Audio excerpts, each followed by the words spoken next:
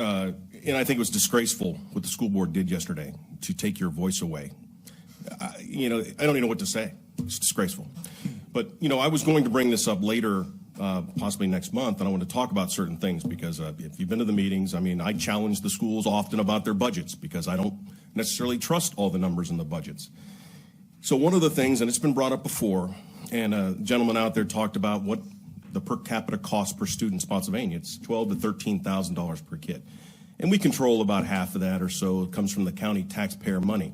So I was going to ask and find out what we need to do to start looking at school choice or voucher programs, because if anything, we own $6,000, or half of that school budget comes directly from this board and supports those parents. I would love the opportunity to provide competition in this county. Let the parents go out, and I was told, well, there's not enough private schools. There'll be more private schools. There'll be more opportunities if we make the funding available for parents to make a choice. So we don't have this argument whether or not the kid has to wear a mask, doesn't wear a mask. You can choose the school that best suits your needs for your family. And I think this is something that we have the ability to do that. And, one of the things, the schools, I said, well, they'll lose all this money. Well, if you're not educating the kid, you're not losing any money because your classroom size is going down. And all those other things that will benefit, all the arguments I hear against it, I think there's an argument to support it. So, and again, as we move forward, we're not going to make that motion today, but I was going to gather the information starting next month to see what it's going to take to move down that path to where the parents at least can have some choice. Because I'll tell you, a lot of the private schools in this county are less expensive than the public school per capita. So that's why we need to move forward and look at some of these things, because I think we're letting the parents down. And I think that the school board has forgot who they work for.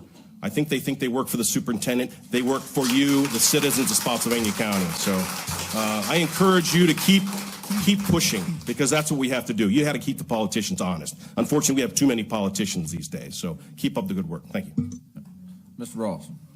Hey, thank you, Mr. Chair. So again, I want to thank everybody that came out and spoke tonight, and your voice is heard. I'm glad you are able to share your voice here, and I am disappointed in what happened as well. I actually got calls from constituents last night about 8:30, and I'm like, why are you calling me? It's a school board issue. Many of you out there have said, board, do something, and believe me, this is something, oftentimes I question the school budget as well. And, on the downside, I get accused of not liking kids or supporting kids or children or education. And of course, I do have 6 children. I do support schools. I had written down on my notes the same thing that Tim just said about school choice. Our private schools in the area, if you're not aware, are booming. They're growing. They're expanding right now. And there's a reason why, but it's not equitable, it's not fair, is it? Because not everybody has that choice, right? Those with high incomes can afford to go to a private school in the area. And let me tell you that some of the private schools in the area do have the religious mandate for not wearing masks at this time. They do have the medical exemptions that are put out by the governor, where unfortunately Spotsylvania County Schools does not. Right? So that's the case in some of our private schools. I know I've had children in private schools. I've had children in public schools.